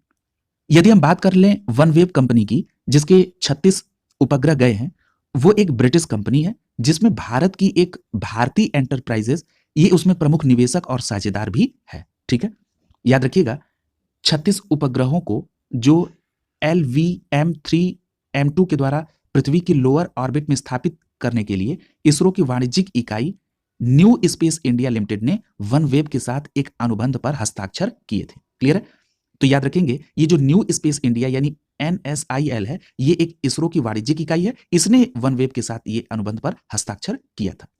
यहां पर एक बात और आपको ध्यान में रखनी है, भारतीय अंतरिक्ष अनुसंधान संगठन इसरो ने जियो सिंक्रोनस सैटेलाइट लॉन्च व्हीकल अर्थात GSLV मार्क 3 का नाम बदलकर लॉन्च व्हीकल मार्क 3 कर दिया है। ठीक है, यानी LVM-3 कर दिया है। क्लियर है, और LVM-3 रॉकेट का उपयोग भारत की पहली मानव अंतरिक्ष उड़ान के लिए भी किया जाएगा। क्लियर है, यहां पर अगर हम बात कर लें LVM-3 की, तो ये LVM-3 जो है ये इसकी पहली वाणिज्यिक उड़ान थी और LVM-MK3 का यह पहला बहु उपग्रह लॉन्च मिशन था, साथ ही लो अर्थ ऑर्बिट के लिए भी यह पहला मिशन था। क्लियर है, याद रखिएगा 5796 किलोग्राम पेलोड वाला यह भारत का पहला रॉकेट था। साथ ही साथ वन वेव की अगर बात करें जो कि एक ब्रिटिश कंपनी है, इसका यह 14वां प्रक्षेपण था, लेकिन न्यू स्पेस इंडिया लिमिटेड जो कि इसरो की वाणिज्यिक इकाई है, इसके साथ इसकी यह पहली साझेदारी थी। अगला है स्वच्छता पुरस्कार 2022। याद रखिएगा, आवास एवं शहरी मामलों के मंत्रालय के द्वारा वर्ष 2022 के स्वच्छ सर्वेक्षण पुरस्कार का वितरण 1 अक्टूबर 2022 को किया गया। एक प्रश्न पूछा जाता है कि स्वच्छता सर्वेक्षण जो किया जाता है इसकी नोडल एजेंसी कौन है, तो आपका जवाब होगा आवास एवं शहरी मामलों के मंत्रालय। क्लियर, और ये कब जारी हुई, 1 अक्टूबर 2022 को। देखिए, इसमें जो सबसे महत्वपूर्ण बात आपको याद रखनी है कि मध्य प्रदेश के इंदौर को एक बार फिर से देश के सबसे स्वच्छ शहर का पुरस्कार प्राप्त हुआ है। क्लियर है, और याद रखिएगा ये लगातार 6ठा वर्ष है जब इंदौर को यह पुरस्कार प्राप्त हुआ है। क्लियर, यानी 2022 में देश का सबसे स्वच्छ शहर किसे चुना गया है? मध्य प्रदेश के इंदौर को। यदि हम इसके क्राइटेरिया वाइज पुरस्कार को देखें तो 1 लाख से अधिक जनसंख्या वाले शहरों में जो सबसे स्वच्छतम शहर है उसका पुरस्कार किसको मिला? इंदौर को मिला। वहीं अगर हम दूसरे और तीसरे स्थान के शहरों की बात कर लें तो दूसरे स्थान पर सूरत है और तीसरे स्थान पर नवी मुंबई का स्थान आता है। यानी 1 लाख से अधिक जनसंख्या वाले में नंबर 1 पर इंदौर है, दूसरे नंबर पे सूरत है जो कि गुजरात राज्य में है और तीसरे नंबर पे नवी मुंबई है जो कि महाराष्ट्र राज्य में है। क्लियर है? याद रखिएगा, यदि हम 1 लाख से कम जनसंख्या वाले शहरों की बात कर लें तो 1 लाख से कम जनसंख्या वाले शहरों में जो शीर्ष स्थान पर है वो है महाराष्ट्र राज्य का पंचगनी, दूसरे स्थान पर छत्तीसगढ़ का पाटन है और तीसरे स्थान पर महाराष्ट्र का कराड है। याद रखेंगे। यदि हम कंटोनमेंट बोर्ड की बात करें तो कंटोनमेंट बोर्ड में स्वच्छतम कंटोनमेंट बोर्ड का पुरस्कार महाराष्ट्र के देवलाली को प्राप्त हुआ है। देखिए कई बार कंटोनमेंट बोर्ड में से संबंधित प्रश्न आपके यहां पूछे जा चुके हैं तो इसलिए याद रखिएगा 2022 में स्वच्छतम कंटोनमेंट बोर्ड का पुरस्कार महाराष्ट्र के देवलाली को प्राप्त हुआ है। अगला देखिए, यदि हम कंटोनमेंट श्रेणी में दूसरे स्थान की बात कर लें तो दूसरा स्थान अहमदाबाद गुजरात को मिला और तीसरा स्थान महू जो कि मध्य प्रदेश में उसको प्राप्त हुआ है। किसमें? कंटोनमेंट बोर्ड के कैटेगरी में। अगला देखिए, यदि हम बात कर लें 1 लाख से अधिक जनसंख्या वाले शहरों में सर्वश्रेष्ठ गंगा टाउन की। क्लियर है? अभी तो आपने नॉर्मली 1 लाख से अधिक जनसंख्या वाले में पहले स्थान पर इंदौर को, दूसरे पे सूरत को और तीसरे पे नवी मुंबई को देखा, लेकिन अगर हम 1 लाख से अधिक जनसंख्या वाले शहरों के कैटेगरी में एक विशेष कैटेगरी सर्वश्रेष्ठ गंगा टाउन की बात करें तो इसमें जो सबसे पहला पुरस्कार प्राप्त हुआ है वो प्राप्त हुआ है हरिद्वार को, जो कहां पर है? उत्तराखंड राज्य में। दूसरे स्थान पर वाराणसी है और तीसरे स्थान पर ऋषिकेश है। याद रखिएगा, ये फैक्ट भी बहुत इंपॉर्टेंट है और चूंकि दूसरा स्थान इसमें वाराणसी को प्राप्त हुआ है तो उत्तर प्रदेश स्पेशल के संदर्भ में ये फैक्ट महत्वपूर्ण हो जाता है। अगर हम बात कर लें 1 लाख से कम जनसंख्या वाले गंगा किनारे बसे शहरों में तो 1 लाख से कम जनसंख्या वाले गंगा किनारे बसे शहरों में पहला स्थान बिजनौर को प्राप्त हुआ है। इसके बाद दूसरे स्थान पर कन्नौज है और तीसरे स्थान पर गढ़मुक्तेश्वर है। यह भी महत्वपूर्ण है। अगला देखिए, यदि हम बात कर लें राज्यों के पुरस्कारों में 100 से अधिक शहरी निकायों वाले राज्यों में स्वच्छतम राज्य पुरस्कार की, किसमें? किस कैटेगरी में? 100 से अधिक शहरी निकायों के मामले वाले राज्यों में अगर सबसे स्वच्छतम राज्य की बात करें तो वो मध्य प्रदेश नंबर 1 पर है, दूसरे स्थान पर छत्तीसगढ़ राज्य है और तीसरे स्थान पर महाराष्ट्र आता है। यहां पर एक बात का उल्लेख करना आवश्यक है कि इसी श्रेणी में पिछले बार पहले स्थान पर छत्तीसगढ़ था, लेकिन अब वो इस बार किस स्थान पर आ गया है? दूसरे स्थान पर। और पहले स्थान पर कौन हो गया? मध्य प्रदेश। और तीसरे स्थान पर इस बार कौन है? महाराष्ट्र। अगला देखिए, याद रखिएगा, आपने ये तो देख लिया कि 100 से अधिक शहरी स्थानीय निकाय वाले। यदि हम 100 से कम शहरी स्थानीय निकाय वाले राज्य की बात कर लें तो इसमें पहला पुरस्कार त्रिपुरा राज्य को मिला है, दूसरे स्थान पर झारखंड राज्य है और तीसरे स्थान पर उत्तराखंड राज्य है। क्लियर है? अगला देखिए, अगर हम कचरा मुक्त शहरों की रेटिंग की बात करें तो याद रखिएगा ये रेटिंग की शुरुआत 2018 से हुई है। यदि हम 7 स्टार कचरा मुक्त शहर की रेटिंग की बात करें तो वो किसको प्राप्त हुई है? इंदौर को प्राप्त हुई है। क्लियर है? यदि हम 5 स्टार रेटिंग प्राप्त होने वाले शहरों की बात कर लें जो इस वर्ष 5 स्टार जिनको मिला है वो सूरत है, भोपाल है, नवी मुंबई है, मैसूर है, विजयवाड़ा है और तिरुपति है। इनको 5 स्टार रेटिंग इस बार मिली है और रेटिंग से संबंधित प्रश्न भी आपके यहां स्टेटमेंट में पूछे गए हैं, तो याद रखेंगे। और जैसा कि मैंने बताया कि यह आवास और शहरी विकास मंत्रालय के द्वारा जारी किया जाता है और यह लगातार 7वां वर्ष है इसके आने का। याद रखेंगे इस बात को भी। याद रखिएगा, जो पहला सर्वेक्षण आया था वो 2016 में आया था जिसमें 73 शहर शामिल हुए थे और यदि हम 2022 के सर्वेक्षण में शामिल कुल शहरों की संख्या की बात करें तो इनकी संख्या है 4355। ये फैक्ट भी आप याद रखेंगे। देखिए यहां पर एक सूची के माध्यम से भी 1 लाख से अधिक जनसंख्या वाले 10 शीर्ष शहरों की सूची दी गई है। देखिए आपको यहां पर टॉप 5 शहर की सूची याद रखनी है। इसमें पहले स्थान पर इंदौर है, मध्य प्रदेश का, दूसरे स्थान पर सूरत है, गुजरात राज्य का, तीसरे स्थान पर नवी मुंबई है, महाराष्ट्र राज्य का। ये टॉप 3 तो बिल्कुल याद ही रखना है। चौथे स्थान पर विशाखापट्टनम है, आंध्र प्रदेश का। 5वें स्थान पर विजयवाड़ा है, आंध्र प्रदेश का। क्लियर है? आगे के नाम भी हम आपको बता देते हैं, आप ध्यान में रखेंगे क्योंकि ये भी कई बार स्टेटमेंट में पूछ लेता है कि टॉप 10 में कौन शामिल नहीं है। 6वें स्थान पर भोपाल है, मध्य प्रदेश का। 7वें स्थान पर तिरुपति है, आंध्र प्रदेश का। 8वें स्थान पर मैसूर है, कर्नाटक का। 9वें स्थान पर नई दिल्ली है, दिल्ली केंद्र शासित प्रदेश का। और 10वें स्थान पर अंबिकापुर है, छत्तीसगढ़ राज्य का। क्लियर है? लेकिन इसमें आप टॉप 3 नाम जरूर याद रखेंगे। यदि हम 1 लाख से अधिक जनसंख्या वाले नीचे से शहरों की बात कर लें तो 100वें स्थान पर आगरा है। याद रखेंगे आगरा का स्थान कौन सा है? 100वां स्थान है आगरा का। क्लियर है? और यदि हम 99वां स्थान बात करें तो वापी का है, जो कि गुजरात राज्य में है। क्लियर है? गोरखपुर की बात कर लें, हो सकता है उत्तर प्रदेश स्पेशल में ये विशेष तौर पर पूछ लिया जाए, तो गोरखपुर का स्थान कौन सा है? 96वां स्थान है। क्लियर है? याद रखेंगे। और ये जो 1 लाख से अधिक जनसंख्या वाले 10 शीर्ष स्वच्छ शहरों की सूची आपने यहां पर देखी है, इसमें 11वें स्थान पर नोएडा है। ये भी याद रखेंगे। अगर ये 11वां पोजीशन भी लिखा रहता तो उसमें नोएडा का नाम होता। क्लियर है? अगला देखिए, यदि हम 1 लाख से कम जनसंख्या वाले सबसे स्वच्छ 5 शहरों की बात करें तो इसमें 3 शहरों के नाम अभी आपने देख लिया है। पहले स्थान पर पंचगनी है, महाराष्ट्र राज्य का। दूसरे स्थान पर पाटन है, छत्तीसगढ़ राज्य का। और तीसरे स्थान पर कराड़ है, महाराष्ट्र राज्य का। आपको इन 3 ही शहरों के नाम को याद रखना है।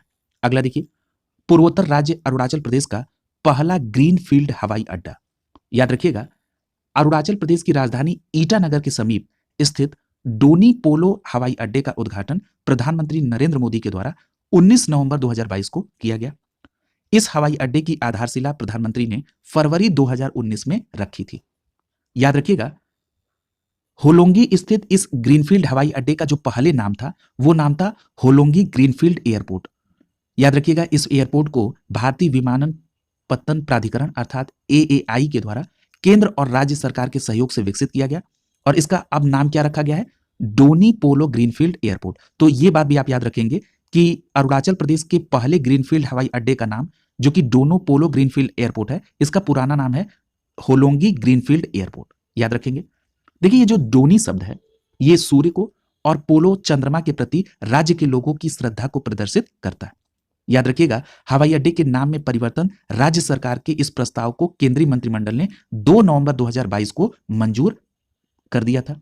क्लियर है? और बाद में 19 नवंबर 2022 को प्रधानमंत्री ने डोनी पोलो हवाई अड्डे को क्या किया? उद्घाटन किया। अगला देखिए, याद रखिएगा, पूर्वोत्तर राज्य अरुणाचल प्रदेश का यह पहला ग्रीनफील्ड हवाई अड्डा है। राज्य में 2 लैंडिंग ग्राउंड है। कौन कौन से? तेजू और पासीघाट। ठीक है, ये पहले से ही कार्यरत है। अगला देखिए, ये जो नागरिक उड्डयन विभाग है इसने 2 नवंबर 2022 को एक विज्ञप्ति के अनुसार डोनी पोलो हवाई अड्डे को मिलाकर पूर्वोत्तर क्षेत्र में हवाई अड्डों की कुल संख्या बताई है, वो कितनी है? 16 हो जाएगी। 2014 में ये संख्या कितनी थी? 9 थी। ये बात भी आप ध्यान में रखेंगे। अगला देखिए, नागपुर मेट्रो दुनिया में सबसे लंबा डबल डेकर वायडक्ट बनाने का इसने रिकॉर्ड बनाया है। क्लियर है? देखिए, महा मेट्रो जो कि महाराष्ट्र में नागपुर मेट्रो प्रोजेक्ट को लागू कर रही है, उसने नागपुर में एक कॉलम पर हाईवे, फ्लाईओवर और मेट्रो रेल के साथ सबसे लंबा डबल डेकर वायडक्ट का रिकॉर्ड बनाया है। और कौन सा रिकॉर्ड है? Guinness book of world record. इसकी लंबाई कितनी है? तो याद रखिएगा, 3.14 किलोमीटर लंबा यह है डबल डेकर वायडक्ट। याद रखिएगा, 7 दिसंबर 2022 को नागपुर मेट्रो ने इस उपलब्धि का प्रमाण पत्र प्राप्त किया है। किस उपलब्धि का? सबसे लंबा डबल डेकर वायडक्ट। किसके द्वारा? नागपुर मेट्रो। कौन उसको ऑर्गेनाइज कर रहा है? महा मेट्रो। अगला देखिए, याद रखिएगा, Guinness book of world record से पहले इस डबल डेकर वायडक्ट को एशिया बुक ऑफ रिकॉर्ड्स और इंडिया बुक ऑफ रिकॉर्ड्स में एशिया का सबसे लंबी संरचना के रूप में दर्ज किया जा चुका है। क्लियर है? याद रखिएगा, इसमें 3 स्टेशन आएंगे। याद रखिएगा, छत्रपति नगर, जयप्रकाश नगर और उज्जवल नगर। अगला देखिए, अगला टॉपिक है मुंबई के छत्रपति शिवाजी महाराज वास्तु संग्रहालय को यूनेस्को एशिया प्रशांत पुरस्कार मिला है। याद रखिएगा, मुंबई में 100 साल पुराने छत्रपति शिवाजी महाराज वास्तु संग्रहालय के जीर्णोद्धार को यूनेस्को की ओर से उत्कृष्ट पुरस्कार 26 नवंबर 2022 को मिला है। याद रखिएगा, मुंबई की इस संग्रहालय को सांस्कृतिक विरासत के संरक्षण के लिए 2022 में यूनेस्को एशिया पैसिफिक अवार्ड प्रदान किया गया। क्लियर है? यदि हम बात कर लें इस संग्रहालय की, तो छत्रपति शिवाजी महाराज वास्तु संग्रहालय को 1922 में पश्चिमी भारत के प्रिंस ऑफ वेल्स संग्रहालय के रूप में स्थापित किया गया था। और एक और महत्वपूर्ण बात कि भारत के तेलंगाना का जो डोमोकोंडा किला है और मुंबई का जो भायखला स्टेशन है, इसे भी यूनेस्को के अवार्ड ऑफ मेरिट श्रेणी में शामिल किया गया। क्लियर है? तो इनको भी आप याद रखेंगे कि तेलंगाना के डोमोकोंडा किला और मुंबई के भायखला स्टेशन को यूनेस्को की अवार्ड ऑफ मेरिट श्रेणी में शामिल किया गया। क्लियर है? और यदि पूछा जाए कि यूनेस्को की एशिया प्रशांत पुरस्कार में किसको शामिल किया गया है, तो आपका जवाब होगा मुंबई के छत्रपति शिवाजी महाराज वास्तु संग्रहालय को। अगला है स्वच्छ वायु सर्वेक्षण रिपोर्ट 2022।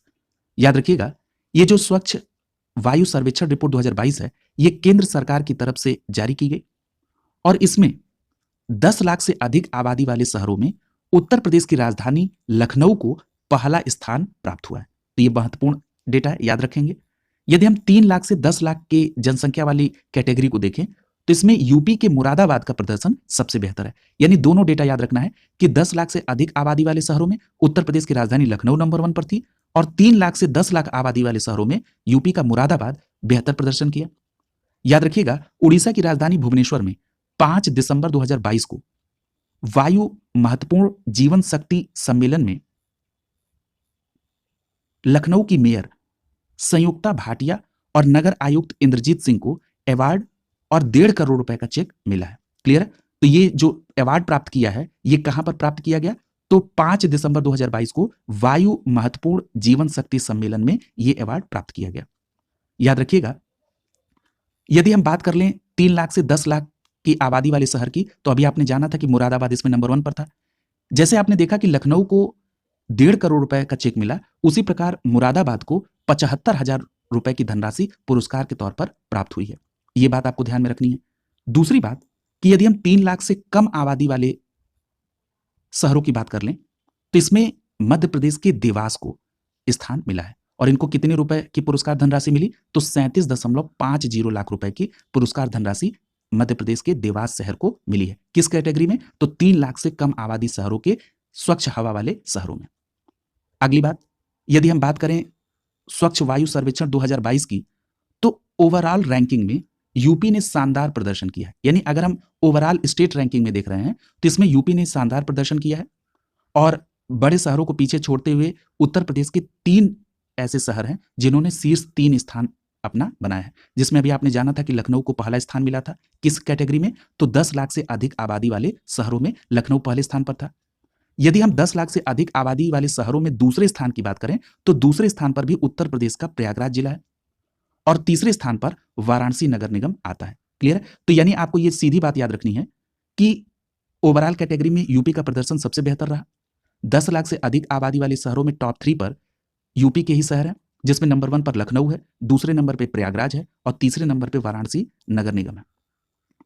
यहां पर एक बात और आप याद रखेंगे कि सर्वेक्षण में देश भर के कुल 123 शहरों के लिए रिपोर्ट जारी की गई है। यह फैक्ट भी आप इसमें याद रखेंगे। यहां पर एक बात और याद रखिएगा, जैसे आपने ये जाना था कि 3 लाख से 10 लाख की आबादी वाले में नंबर 1 पर मुरादाबाद है, तो यहां पर भी दूसरा और तीसरा स्थान देख लीजिए।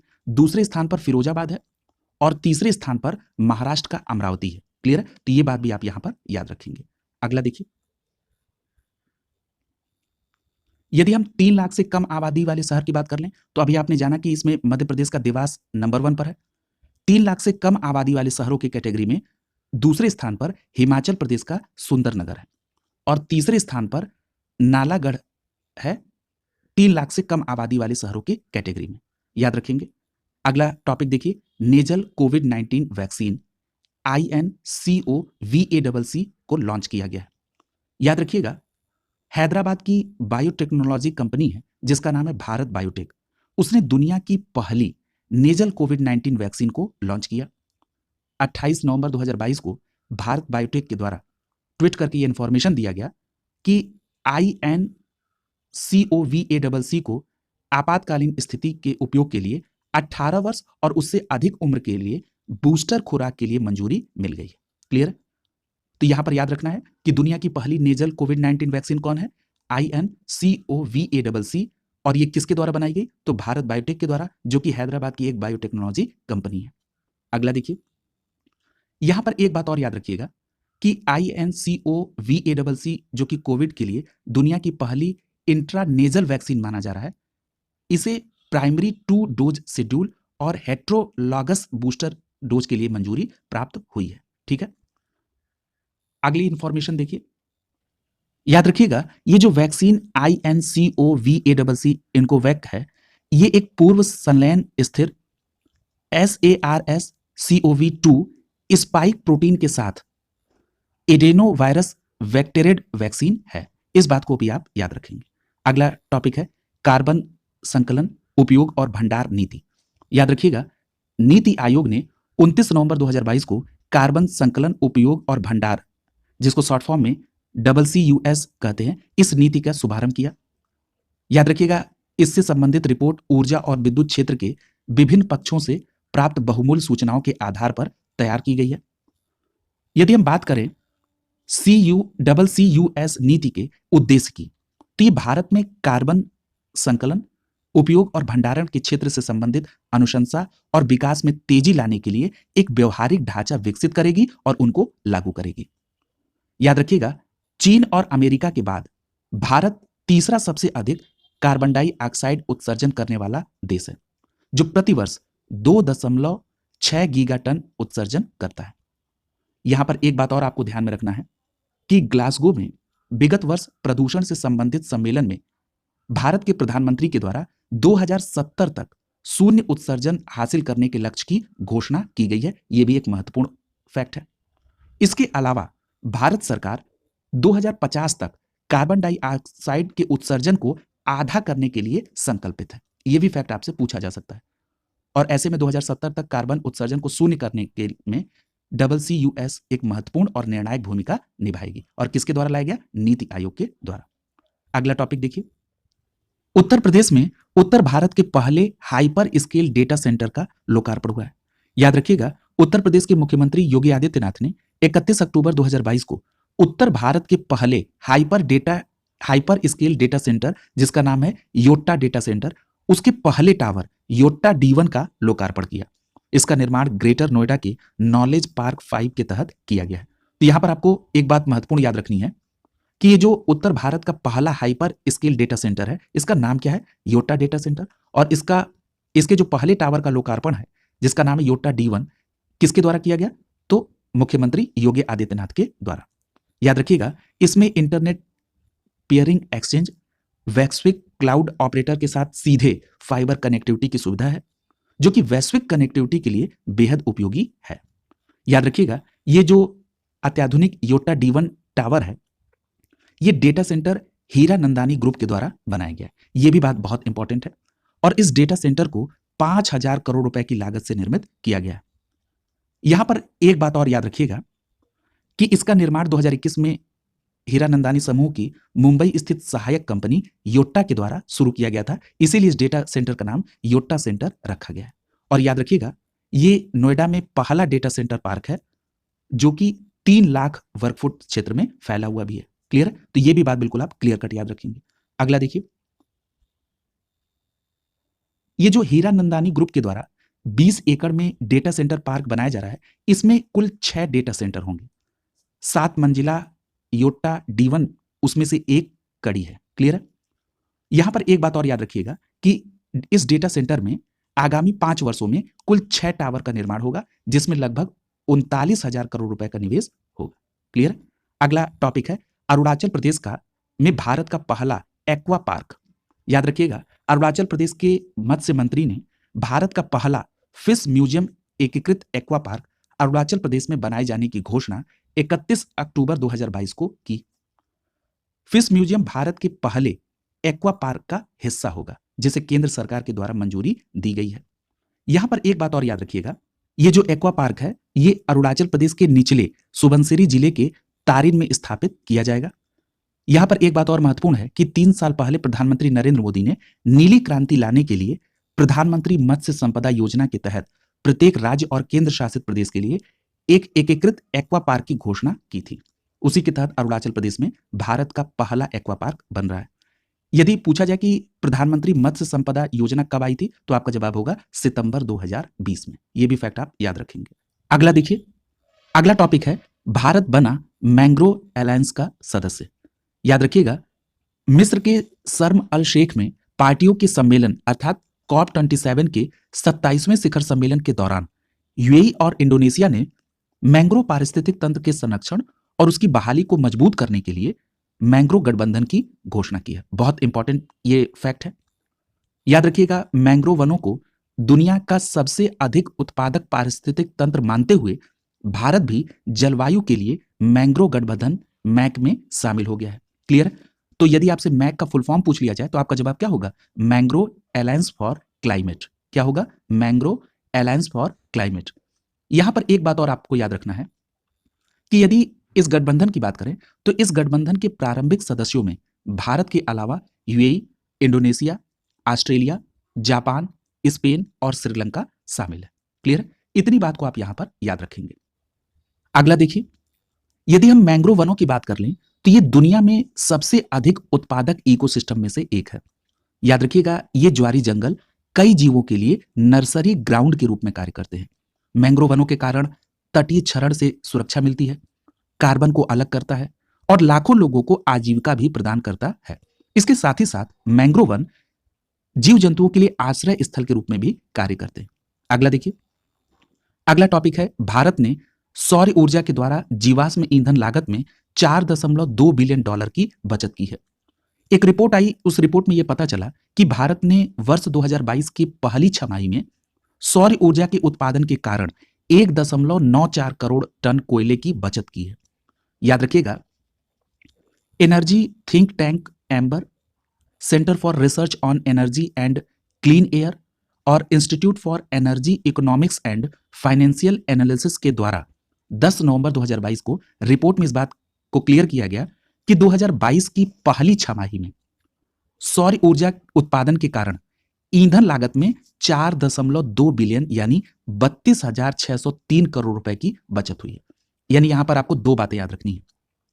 एक बात कि इस रिपोर्ट में कहा गया कि भारत ने सौर ऊर्जा उत्पादन के कारण 2022 की पहली छमाही में 1.94 करोड़ टन कोयले की बचत की है। दूसरा फैक्ट है कि 4.2 बिलियन अर्थात 32,603 करोड़ रुपए की बचत की है। क्लियर? अगला देखिए, एनर्जी थिंक टैंक ने अपने विश्लेषण के बाद यह भी बताया कि सोलर क्षमता से युक्त शीर्ष 10 अर्थव्यवस्थाओं में से 5 एशिया महाद्वीप में से हैं। क्लियर? यदि हम सोलर क्षमता से युक्त इन शीर्ष 10 अर्थव्यवस्थाओं में इन 5 की बात कर लें, जो कि 5 एशिया महाद्वीप से हैं, उसमें भारत है, चीन है, जापान है, दक्षिण कोरिया है और वियतनाम है। इन नाम को भी आप याद रखेंगे। यहां पर एक बात और याद रखिएगा कि एशिया महाद्वीप के 7 प्रमुख देशों चीन, भारत, दक्षिण कोरिया, वियतनाम, फिलीपींस, जापान और थाईलैंड में सौर ऊर्जा उत्पादन के द्वारा जनवरी से जून 2022 तक 34 अरब डॉलर की संभावित जीवाश्म ईंधन लागत बची है। और कितने के बराबर ये होती है? तो ये कुल जीवाश्म ईंधन लागत के 9% के बराबर है। यानी क्या बात यहां पर क्लियर हो रही है? ये बात यहां पर स्पष्ट हो रही है कि भारत ने अकेले 4.2 बिलियन अर्थात 32,603 करोड़ रुपए की बचत की, लेकिन अगर हम एशिया के 5 देशों को मिला लें तो इन्होंने पहली छमाही में 34 अरब डॉलर को बचाया है, जो कि कुल जीवाश्म ईंधन लागत का 9% के बराबर है। अगला टॉपिक देखिए, मेघालय की मॉमलूह गुफा पहली भारतीय भू विरासत स्थल घोषित हुई है। याद रखिएगा, यूनेस्को के सबसे बड़े वैज्ञानिक संगठनों में से एक international union of geological sciences अर्थात IUGS ने मेघालय के पूर्वी खासी हिल्स जिले के सोहरा में मॉमलूह गुफा को पहले 100 IUGS भू वैज्ञानिक विरासत स्थलों में से एक के रूप में मान्यता दी है। क्लियर? यानी ये जो मॉमलूह गुफा को मान्यता मिली है, ये किसके द्वारा दी गई? यूनेस्को का ही एक वैज्ञानिक संगठन है जिसका नाम है IUGS के द्वारा। और ये मॉमलूह गुफा कहां पर है? तो ये मेघालय के पूर्वी खासी हिल्स जिले के सोहरा में स्थित है। याद रखिएगा, पूरी सूची IUGS की 60वीं वर्षगांठ के समारोह में, जिसका आयोजन 25 से 28 अक्टूबर 2022 को जुमैया स्पेन में किया गया, उसमें 56 देशों के 181 उम्मीदवार स्थलों में से इन 100 स्थलों को चुना गया है, जिसमें आपकी मेघालय की मॉमलूह गुहा भी शामिल है। क्लियर है? अगला देखिए, याद रखिएगा 7.2 किलोमीटर लंबाई के साथ मॉमलूह गुफा भारत उपमहाद्वीप की चौथी सबसे लंबी गुफा है, जो मेघालय के चेरापूंजी के पश्चिम में लगभग आधा किलोमीटर की दूरी में स्थित है। क्लियर है? अगला देखिए, यदि हम स्थानीय रूप से बात करें तो इस गुफा को क्रेम मॉमलूहा कहा जाता है। इस गुफा की खोज 1844 में एक ब्रिटिश अधिकारी लेफ्टिनेंट यूल ने किया था। क्लियर है? अगला टॉपिक देखिए। अगला टॉपिक है हैदराबाद शहर को मिला वर्ल्ड ग्रीन सिटी अवार्ड 2022। याद रखिएगा, भारत के हैदराबाद शहर को प्रतिष्ठित वर्ल्ड ग्रीन सिटी अवार्ड 2022 से सम्मानित किया गया और यह अवार्ड कुल 6 श्रेणियों में से सर्वश्रेष्ठ ग्रीन सिटी अवार्ड के तहत हैदराबाद को सम्मानित किया गया है और यह भारत का एकमात्र शहर है जिसे इस पुरस्कार के लिए चुना गया। यहां पर एक बात और याद रखिएगा कि international association of horticulture producers अर्थात AIPH world green city award 2022 समारोह, जो कि दक्षिण कोरिया के जेजू में 14 अक्टूबर 2022 को आयोजित किया गया था, उसमें ये हैदराबाद को वर्ल्ड ग्रीन सिटी अवार्ड 2022 से सम्मानित किया गया। तो यहां पर यह भी बात याद रखेंगे कि जो AIPH world green city award 2022 है, इसका आयोजन कहां पर हुआ था? तो दक्षिण कोरिया के जेजू में। अगला फैक्ट देखिए, यहां पर एक बात और याद रखिएगा कि AIPH के महासचिव टिम ब्रियर क्लिफ ने हैदराबाद शहर की प्रशंसा करते हुए कहा कि शहर को ग्रीन जोन बनाने में नवाचार का बेहतर उपयोग किया गया है। यहां पर ये जो AIPH है, इसका भी हमने आपको ऊपर फुल फॉर्म बताया था, international association of horticulture producers, ठीक है, जिसका सम्मेलन कहां हुआ था? दक्षिण कोरिया के जेजू में। उसी के महासचिव का नाम क्या है? यहां पर डायरेक्ट आपसे इसके महासचिव का नाम भी पूछा जा सकता है, टिम ब्रियर क्लिफ। यहां पर एक बात और याद रखिएगा कि वैश्विक स्तर पर 6 श्रेणियों में यह पुरस्कार प्रदान किया गया था, जिसमें अभी आपने हैदराबाद को देखा कि living green for economic recovery and inclusive growth की कैटेगरी में हैदराबाद को यह पुरस्कार प्रदान किया गया है। अन्य पुरस्कार को आप अगर टोटल याद करेंगे तो बहुत लेंदी हो जाएगा, बस आपको इसमें हिंट के तौर पे याद रखना होगा कि लिविंग ग्रीन फॉर बायोडाइवर्सिटी में कोलंबिया को, living green for climate change में मैक्सिको को, living green for health and well being में ब्राजील को और लिविंग ग्रीन फॉर वाटर में मॉन्ट्रियल कनाडा को, living green for social cohesion में पेरिस फ्रांस को पुरस्कार मिला है। ये मोटा मोटा आपको याद रखना है और हैदराबाद के संदर्भ में बिल्कुल क्लियर कट याद रखना है कि living green for economic recovery and inclusive growth category में green garland to the state of Telangana, Hyderabad को यह पुरस्कार मिला है। अगला देखिए, अगला टॉपिक है भारत का पहला भारतीय जैविक डेटा केंद्र। याद रखिएगा, केंद्रीय विज्ञान प्रौद्योगिकी मंत्री जितेंद्र सिंह ने 10 नवंबर 2022 को क्षेत्रीय जैव प्रौद्योगिकी केंद्र अर्थात RCB फरीदाबाद में भारतीय जैविक बैंक की स्थापना की है। यानी भारत का पहला जैविक डेटा सेंटर कहां पर एस्टैब्लिश हुआ? तो आपका जवाब होगा फरीदाबाद में। क्लियर है? यहां पर एक बात और याद रखिएगा, ये जो भारतीय जैविक डेटा बैंक है, इसको भारतीय जैविक डेटा केंद्र IBDC के रूप में जाना जाता है। क्लियर है? एक बात और यहां पर महत्वपूर्ण है जो आपको याद रखनी है कि इसे सूचना विज्ञान केंद्र यानी NIC भुवनेश्वर के सहयोग से क्षेत्रीय जैव प्रौद्योगिकी केंद्र में स्थापित किया जा रहा है और इसकी लागत करीब 85 करोड़ रुपए आएगी। याद रखिएगा, डिजिटल डेटा को ब्रह्म नामक 4 पेटाबाइट क्षमता वाले सुपर कंप्यूटर पर संग्रहित किया जाएगा। यह भी बहुत महत्वपूर्ण है कि जो डिजिटल डेटा होगा वो किस में स्टोर किया जाएगा? उस सुपर कंप्यूटर का नाम है ब्रह्मा और इसकी क्षमता कितनी है? 4 पेटाबाइट। तो यहां पर यह भी जानना आवश्यक है कि 1 पेटाबाइट बराबर कितने गीगाबाइट होता है? तो याद रखिएगा, 1 पेटाबाइट बराबर 10 लाख गीगाबाइट के बराबर होता है। क्लियर है? अगला देखिए, यहां पर एक बात और आप याद रखेंगे कि सरकार ने यह अनिवार्य कर दिया है कि सार्वजनिक रूप से वित्त पोषित सभी शोधों के डेटा इस केंद्रीय भंडार में संग्रहित किए जाएंगे। यह क्या कर दिया गया? कंपलसरी कर दिया गया। ठीक है? अगला देखिए, अगला टॉपिक है वाराणसी में देश के पहले हाइड्रोजन ईंधन सेल कटमरैन पोत का निर्माण होगा। क्लियर है? ये अगला टॉपिक है, यहां से कल की क्लास में कंटिन्यू किया जाएगा। आज की क्लास में इतना ही। देखिए, जो डिटेल पार्ट है इसको आराम से कंप्लीट किया जाएगा, कोई हड़बड़ाहट नहीं होगी, लेकिन समयबद्ध तरीके से कंप्लीट किया जाएगा, ये भी श्योर करते हैं। बस आप लोग इन टॉपिक को कंप्लीट करेंगे, रिवीजन करते रहेंगे, ताकि परीक्षा में ये महसूस ना हो कि ये फैक्ट तो हमने पढ़ा था लेकिन रिकॉल नहीं हो रहा है। ये इस कारण से होता है क्योंकि रिवीजन पर्याप्त नहीं किया गया है, इसलिए रिवीजन को प्रॉपर करते रहेंगे। शुभकामनाओं के साथ आप सभी का बहुत बहुत धन्यवाद।